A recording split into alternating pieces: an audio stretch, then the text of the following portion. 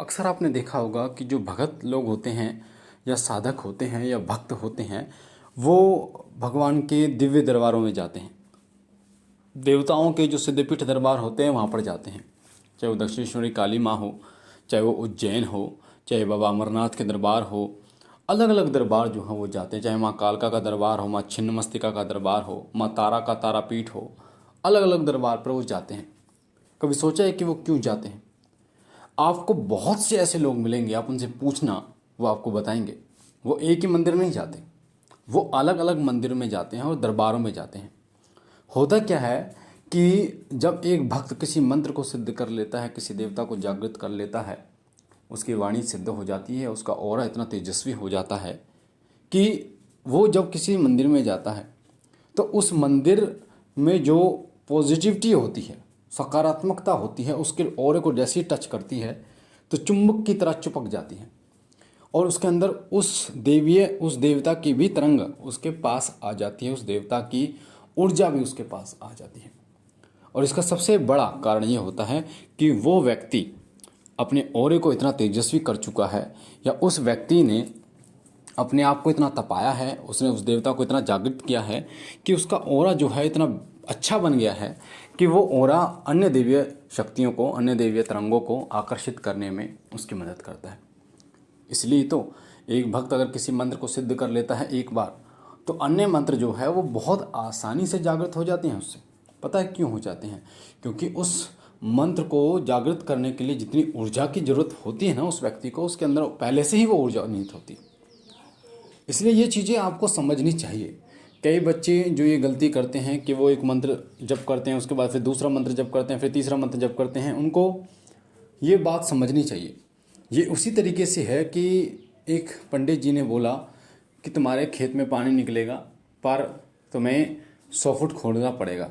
100 foot खोदने के बाद पानी निकलेगा 100%। वो जब किसान गया अपने खेतों में तो उसने 100 फुट खोदा, तो उसने पंडित से बोला कि पंडित जी आपने बोला था और झूठ बोला था कि मेरे खेतों में पानी निकलेगा। तो पंडित जी ने बोला ऐसा हो ही नहीं सकता। जब वो गए तो देखा कि 10 फीट उसने यहाँ खोद रखा है, 5 फीट यहाँ खोद रखा है, 15 फीट यहाँ खोद रखा है। तो कहने का मतलब क्या है, अगर वो व्यक्ति एक ही जगह पर 100 फीट खोदता तो निश्चित रूप से पानी निकलता। इसी तरीके से आप जो मंत्र कर रहे हैं, जो चालीसा आप कर रहे हैं, जो पाठ आप कर रहे हैं, उसको लंबे समय तक कीजिए, लंबे समय तक। ऐसा नहीं है कि आज आपने कोई चालीसा शुरू करी पाठ करनी, चाहे वो शिव चालीसा, काली चालीसा, हनुमान चालीसा, कोई भी चालीसा हो। उसके बाद आपने किसी भगत को देखा, किसी साधक को देखा, उसने आपको बता दिया ये मंत्र बहुत शक्तिशाली है, फिर आप उस मंत्र का जप करने शुरू कर दिया, तो वो उसी खेत के समान है। जगह जगह गड्ढे आपने खोद लिया, पानी नहीं मिलेगा, रिजल्ट नहीं मिलेगा आपको। तो ये बात आपको भली भांति समझ लेनी चाहिए, क्योंकि ये अध्यात्म है। अध्यात्म में सारा कार्य ऊर्जा का होता है। आपके शरीर में कितनी ऊर्जा है, कितनी ऊर्जा ग्रहण कर रहे हो, और उस ऊर्जा से कितना आपका ऑरा निर्मित हो रहा है, साथ ही वो ऊर्जा जो है वो कब तक आपके शरीर में विद्यमान है, आपकी आत्मा में विद्यमान है। सब कार्य ऊर्जा का है। तो आपको इस चीज़ को समझना होगा बहुत अच्छे तरीके से। कई बच्चे बार बार ये कमेंट करते हैं, गुरुजी मैंने इतनी हनुमान चालीसा पढ़ी, कोई फ़र्क नहीं पड़ा, मैंने ये मंत्र इतने दिन किया, कोई फ़र्क नहीं पड़ा। एक होता है मंत्र को पूर्ण नियमों के साथ, ब्रह्मचर्य के साथ मंत्र को सिद्ध करना, मंत्र सिद्ध हो जाता है। एक होता है अगर आप ब्रह्मचर्य को धारण भी ना करें ना, लंबे समय तक उस मंत्र को जप करें, आप नियमों पर भी ना चलें, पर हाँ लंबे समय तक आप सिर्फ उस मंत्र को ही जप करते रहें, वो मंत्र इतना पावरफुल हो जाता है कि वो बड़े से बड़े कार्य को कर देता है, बड़े से बड़ी सिद्धियाँ आपको मिलनी शुरू हो जाती हैं। ये समझना चाहिए आपको। आप जिस भी मंत्र का जप करें, बिना सोचे समझे ये मंत्र आपको क्या फ़ायदा देगा क्या नहीं देगा, सिर्फ आप अपने डेली रूटीन में उस मंत्र को ऐड कर लो, या उस चालीसा या उस पाठ को ऐड कर लो, और सिर्फ वही करते जाओ। जैसे डेली रूटीन में आप करते हैं, सुबह उठते हैं, नहाते हैं, धोते हैं, कपड़े बदलते हैं, अपने काम पे जाते हैं, उसी तरीके से उस मंत्र, उस पाठ को भी अपने रूटीन में ऐड कर लो। इससे फ़ायदा क्या होगा, जब आप उसे रोज़ाना जपेंगे ना, तो वो धीरे धीरे अनुभव देना शुरू करेगा आपको। ऐसे ऐसे अनुभव आपको होंगे और फिर आपको शक्ति भी मिलेगी, उससे सिद्धि भी मिलेगी उससे, क्योंकि वो जो मंत्र है, एक ही मंत्र आपके पूरे जीवन को बदलने में सक्षम है।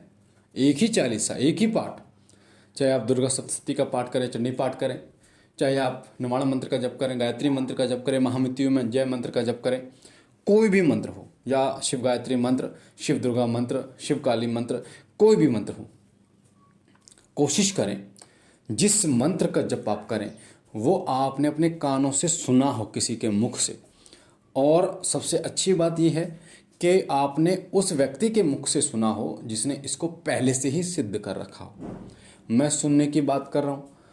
अगर वो मंत्र आपने कहीं से भी कैसे भी सुना हो तो आप उस मंत्र को, उन व्यक्ति को गुरु मान के आप उस मंत्र को जप करते हैं तो उस मंत्र की सिद्धि बहुत जल्दी मिलती है आपको। ये बात आजमा के देख लेना, करके देख लेना, पता चल जाएगा आपको। बहुत जल्दी सिद्धि मिलती है, क्योंकि जो व्यक्ति आपको बता रहा है अगर उसने वो मंत्र सिद्ध किया है तो निश्चित रूप से आपको उस मंत्र का फल बहुत जल्दी मिलेगा, बहुत जल्दी वो मंत्र सिद्ध होगा। अगर उसका नाम भी नहीं पता, आपको नाम पता है तो बहुत अच्छी बात है, चेहरा आपने देख रखा है तो बहुत अच्छी बात है। अगर नाम भी नहीं पता ना आपको उनका, तो चेहरे को अपने मन में देखकर उनको गुरु मान लो, और जब भी आप मंत्र जप करो तो उनसे आज्ञा लेके उनको गुरु मानते हुए प्रणाम करके फिर मंत्र जप करो। वो मंत्र कितने जल्दी प्रभाव दिखाएगा, बहुत जल्दी। अगर चेहरा नहीं देखा तो नाम पता है तो नाम, सिर्फ नाम लेकर आप मंत्र जप कर सकते हो अगर आपने उनके मुख से वो मंत्र सुना है। ये बात 100% सत्य है, सच है, इससे आपको अनुभव होंगे, वो मंत्र सिद्ध भी होगा। ये एक अलग बात है अगर उस व्यक्ति ने वो मंत्र सिद्ध नहीं किया और वो मंत्र आप सुन रहे हैं तो उसका प्रभाव बहुत कम या फिर होगा ही नहीं। ठीक है, वो आपकी मेहनत पर निर्भर करता है, कितनी मेहनत आप करते हो। तो इसलिए आपको मंदिर, जो मंदिर होते हैं, सिद्धपीठ मंदिर होते हैं, वहाँ पर आपको जाना चाहिए। वहाँ पर आप जब जाते हो तो इससे फ़ायदा क्या होता है कि वहाँ से जो सकारात्मक ऊर्जा है, वहाँ की जो पॉजिटिव ऊर्जा है वो आपसे जुड़ती है। मतलब आप ये कह सकते हैं कि मान लीजिए आप एक घर में गए और एक घर में जाने के बाद आपको पैसे मिल गए, दूसरे घर में गए पैसे मिल गए, तीसरे घर में, जितने घरों में जाओगे उतने ज़्यादा पैसे आपको मिलेंगे। फिर उस पैसे को इकट्ठा करके आप कुछ भी ले सकते हो। उसी तरीके से अलग अलग मंदिर, सिद्धपीठ मंदिरों में जाओगे तो वहाँ जब जाओगे तो वहाँ से सकारात्मक पॉजिटिव ऊर्जा लेके आओगे, तरंग लेके आओगे, और जब वो इकट्ठी हो जाएगी तो वो ऊर्जा आप पे सिद्धि रूप का काम करेगी, सिद्धि बन जाएगी, और उससे आप कोई भी काम कर पा सकते हो। तो इसलिए जितने भगत होते हैं, संत होते हैं, सिद्धपीठ मंदिरों में जाते हैं। आपके आसपास जो मंदिर है वहाँ भी ऊर्जा होती है, पर जो ऊर्जा सिद्धपीठ मंदिरों में होती है उसकी महिमा ही एक अलग है। आप ऐसे कह सकते हैं कि जिस तरीके से आप किसी किराए के कमरे में रह रहे हैं, किराए के कमरे में जो काम आप कर सकते हैं, ठीक है, पर उससे ज़्यादा अगर आपका अपना घर है तो वो बेहतर है, क्योंकि अपने घर में आप कभी भी आओ कभी भी जाओ। किराए के घर में मकान मालिक बोल रहा है किराया है, वो है, उल्टे सीधे चीज़ें। इसलिए जो आपका घर होगा वो आपको पूर्ण फल देगा हर तरीके से। इसी तरीके से आप जब मंदिरों में जाओगे, सिद्धपीठ मंदिरों में, वहाँ से ऊर्जाएं आपको मिलेंगी। तो मैंने जो आपको समझाना चाह रहा हूँ, मुझे आशा है कि आप अच्छी तरीके से समझे होंगे कि सिद्धपीठ मंदिरों में क्यों जाया जाता है और जाना चाहिए सभी को। चाहे वो किसी भी देवी देवता का मंदिर हो, देवता सारे सेम होते हैं, समान होते हैं, सब में शक्तियाँ होती हैं, हमें उन्हें जागृत करना पड़ता है। बाकी मुझे आशा है जानकारी आपको अच्छी लगी होगी। पहली बार चैनल पे हैं तो चैनल को लाइक कीजिए, शेयर कीजिए, सब्सक्राइब कीजिए। शिव कृपा परिवार से जुड़िए। आज दोपहर 2 बजे मैं लाइव आऊँगा, जिसको भी अपने प्रश्न पूछने हैं वो पूछ सकते हैं। बाकी बाबा भोलेनाथ कृपा करे। हम मिलते हैं एक नई जानकारी के साथ, तब तक के लिए ओम नमः शिवाय, ओम नमः शिवाय, ओम नमः शिवाय।